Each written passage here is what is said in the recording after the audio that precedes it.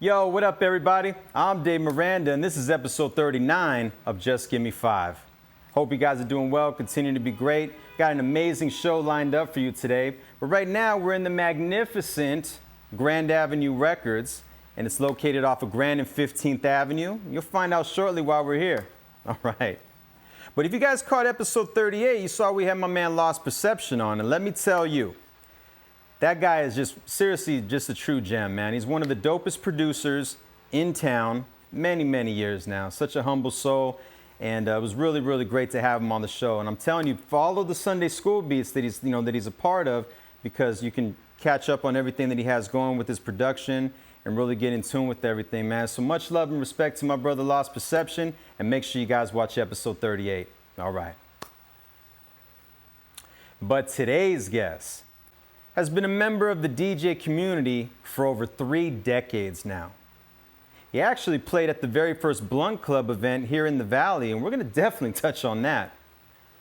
Plus, we're gonna dig deep into his amazing record shop called Grand Avenue Records, and we're also gonna talk about his amazing merchandise company called the Merch Pro, because he's doing some really awesome stuff with that. So ladies and gentlemen, without further ado, I present to you DJ Cocoe. Hey, what up? It's your man Cocoe, and all I'm saying is just give me 5.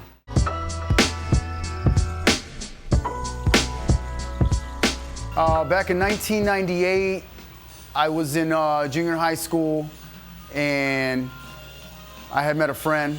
I was already collecting records at the time, and basically, my friend's older brother had turntables, and they were doing some pretty cool backyard parties. Now, you know, it was a much older crowd for me at the time, but that basically cut the cloth for the inspiration. Yeah. And, you know, I just never really looked back after that. I just kept building the craft. 1988, started turning plates. I started doing events in basically 1991, just a few years later. Did my very first party. It was at this place called the Palace in Anaheim, near the area where I grew up in Orange County, California, and it was quite an eventful event. I had booked Compton's Most Wanted.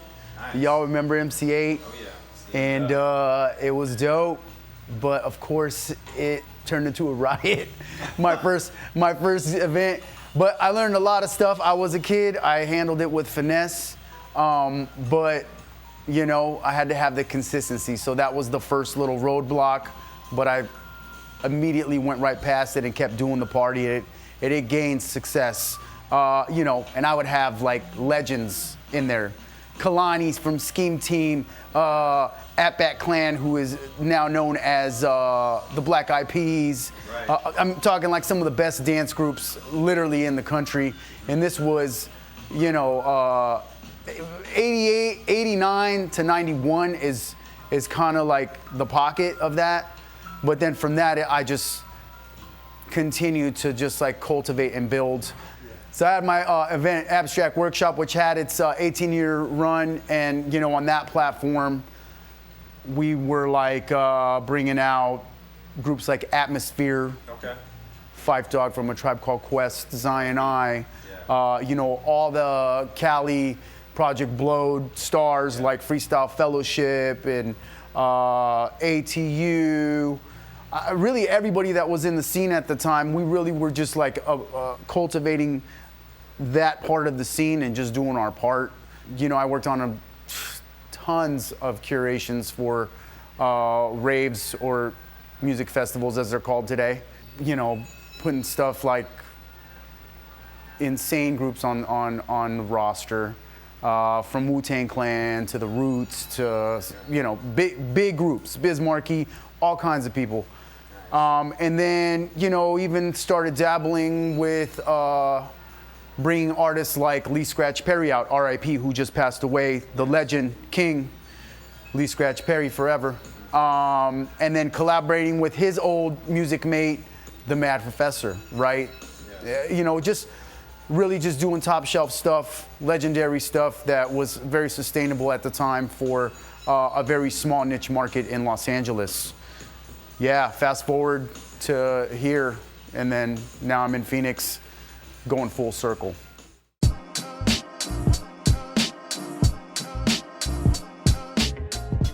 Arizona in general, I was introduced to this place many years ago. I had originally came out here for some gigs. I can't remember the promoters, but it was like some drum and bass stuff. I do remember one of the kids' parents like owned Benihana or something. It was really cool that they had found me. I was working at a record store in Hollywood at the time, so there was like a nice connection. So that was like my first introduction here, and I've always felt a connection to Arizona in general. It's a magical place. Lots of talented people here.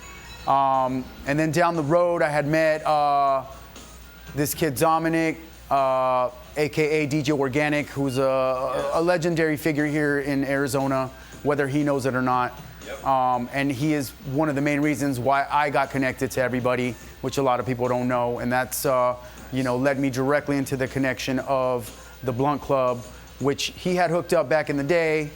And, I believe it was the first one that I had come out here for. 'Cause it wasn't even like hip hop based. It was more poetry slam, spoken word, open mic, like coffee shop vibe, which was super dope and something I was totally into at the time. And, my range of genres was like soul, funk, and really I focused on like the down tempo trip hop stuff. So that's kind of, it went very well with what was going on at the time. Yeah, I just stayed consistent and made friends, literally made like family friends. And then of course, when I was doing Abstract Workshop, we were bringing talent from Phoenix and associates of the Blunt Club. Dump Rock was coming to paint live, my man Breeze. We had Antidote out, we had Drunken Immortals, who are amazing live. And they were like really doing their thing. So yeah, we brought Drunken Immortals out. I mean, it was a family affair, and we consistently did that as the Blunt Club did with us. And there was a lot of back and forth. And those relationships never got burnt. Funny story: the 10-year anniversary, I got a call to come and play, and it's kind of a slow time in my career. There's a lot of transitioning going on. Both personal and creative. Right. And honestly, it was like one of the best weekends of my life because I came out here and I met my wife for the first time walking out the door of the Blunt Club as I was rolling up. Little did I know it would turn into like all this, planting roots here in Phoenix and recultivating and doing my part in the community and several genres that I'm involved in, doing events and stuff like that. So the tradition of the Blunt Club just kept going for me personally, and I pay homage to all that are involved. I never forget my roots for that, and I'm super thankful. And this store that you guys are looking at is also a part of amazing things like the Blunt Club that help inspire and create this place. So, very thankful on that. And we continue to do stuff here. So, we just recently worked on a t-shirt collaboration with Dump Rock for our artist series, which, was an honor to do. And we have a couple new projects coming up with him. So yeah, the Blunt Club is, forever living up in here. And if you walk around the studio or in the back room, you'll see a lot of paintings and stuff that, will tie into some of those special nights at all the various venues that the Blunt Club was hosted.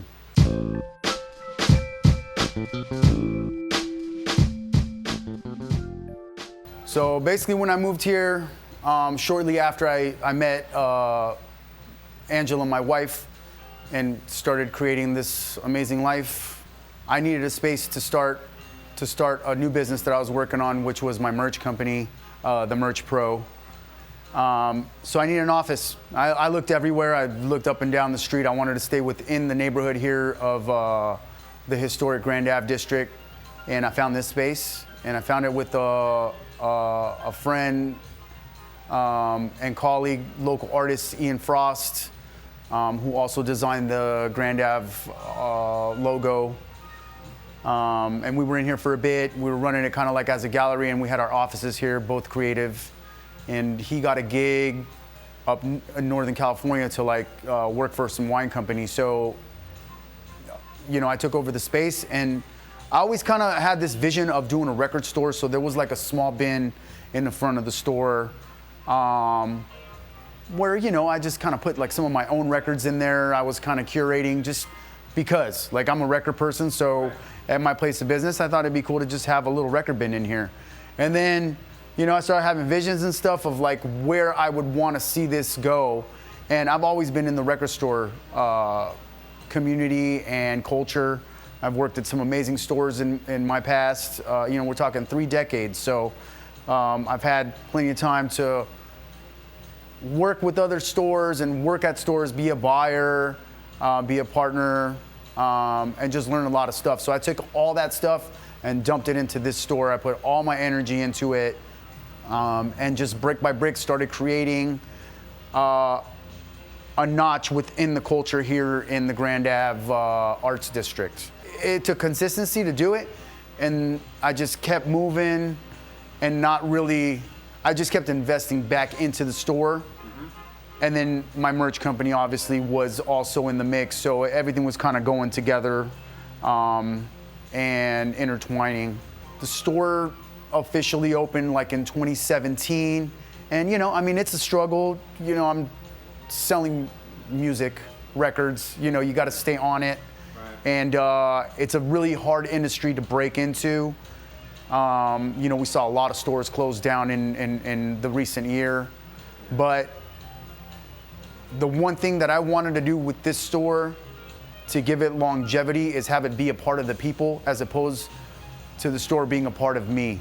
So like I tell everybody that walks through this store is for them more than it is for me, because I think people come here and find like this place as a hub, right? Because we're involved in all kinds of stuff. And you know, we help a lot of younger people in the market, especially as they're just getting their feet wet. Now, this industry changes super fast, 1,000 miles a minute, right? Facts. But some of the stuff that I've experienced can maybe help even a little bit to shed a little bit of light to some people that are getting into it. So I really use this as that platform, doing some open mics, you know, giving the platform to some younger producers to help them establish doing a live thing, you know, because it's different from taking it from your room to a live audience.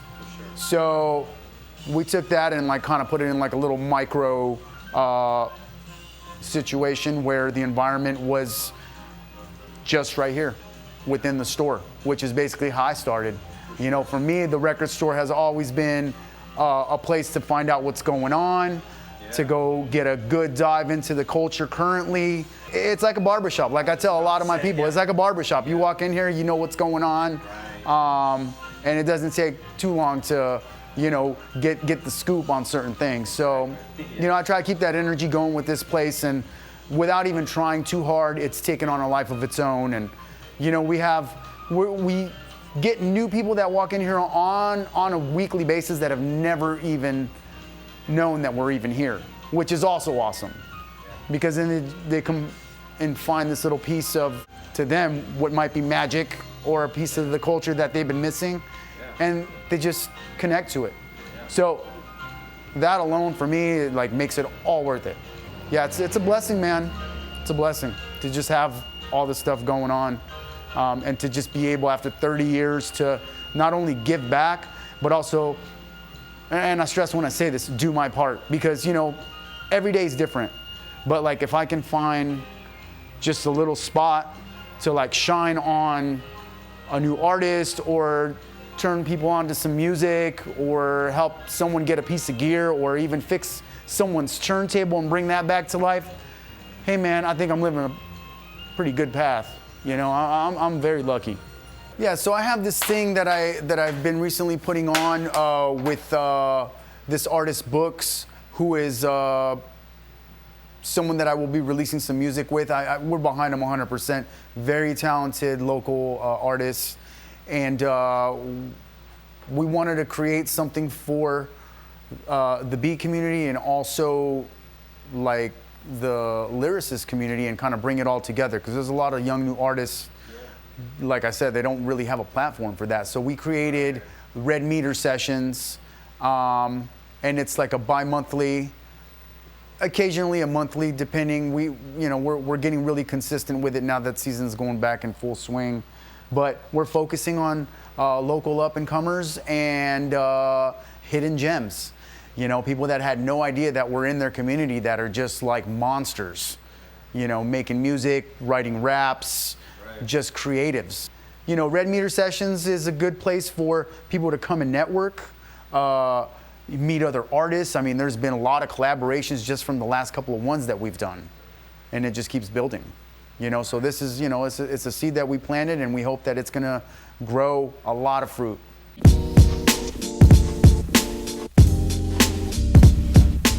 Right on. So like I was saying, when I originally got into this building, I had started my first company. I came here with zero investments or anything to even start a business. I came here because I was in love, and I needed something new in my life. So I of course started a company on credit and just worked really hard to connect with people in my industry, something I knew a lot about, and that's creating brands. I had a background in action sports and surf and skate. I built a couple of my own brands, had a couple of my own labels, worked at a bunch of labels. So again, I took everything that I knew and turned it into a job for myself, because I honestly didn't want to go work for anybody. I was, getting to an age where I already tried that. It didn't work for me. I wanted to do something for myself and have something that I could be consistent with, similar to like all the clubs that I did in the past, but actually make a career for myself. So before the record store was even a thought, I was looking for a place to just have an office for a company that I came up with, my wife, called the Merch Pro, which is the merchandise professional, really focusing on touring artists, people that are building small brands and even like bigger brands. We've had clients like Erykah Badu, to Flying Lotus, to a lot of independent artists that were on tour. And basically we would just like make their products, they run out, we send it to them. From hip hop to electronic to cats that have comic book companies, everything you can think of. So DJ Newmark, who is one of our clients now. We also have a little fulfillment service.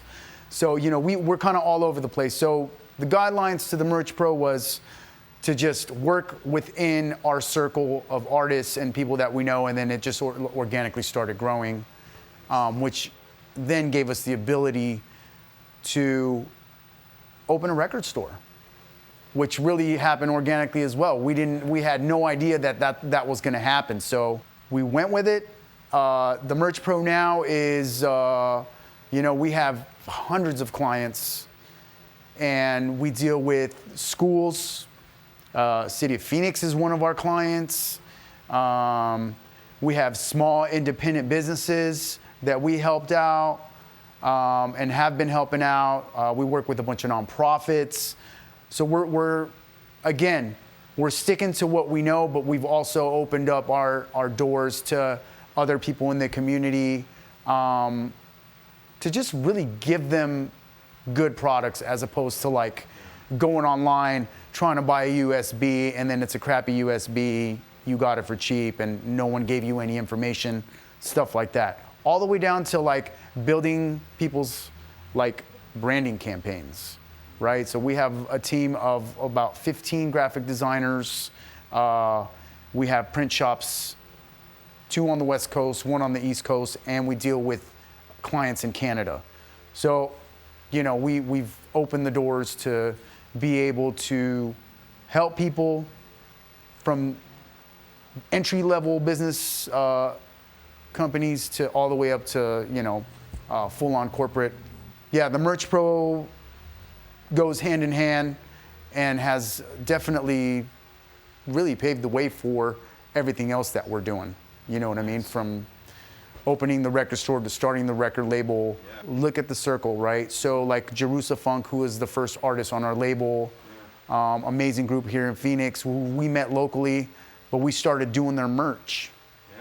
You know, and there was that connection there, and then, you know, fast forward to their third album, we collaborated on putting that album out with them, and you know, it's just a beautiful thing, and it's, you know, it's very important. The whole path of the vibe of both businesses, both the Merch Pro and Grand Avenue Records, have been, you know, we didn't force those things. We kind of just let them unfold naturally with how they're supposed to unfold. You know, I mean, even in trying times where, like, you know, people were like, what's going on with the industry? We just let things marinate and work their things out, which I think is very important to anyone that's in small business, is to take some of that stress off and, you know, understand, first of all, your part within the community. And then maybe if you can't provide one thing at the time, you know, figure out another way that you can weave yourself within an industry. It's very important, you know, especially like if you want to be able to stick around and, you know, bob and weave through, you know, any obstacles.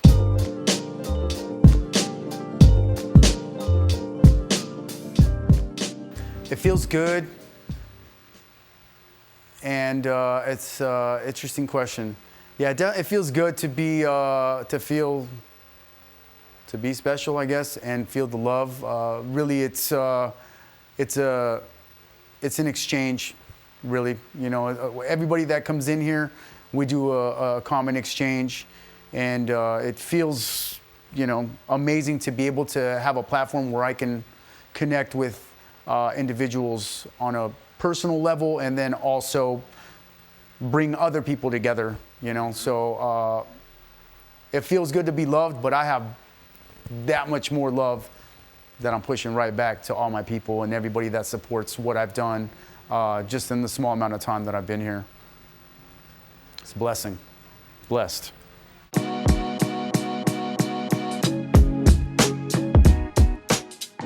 Quick shout out to my wifey, Magic Mom, Angela. She basically is one of the main reasons why this store and the businesses run and look beautiful.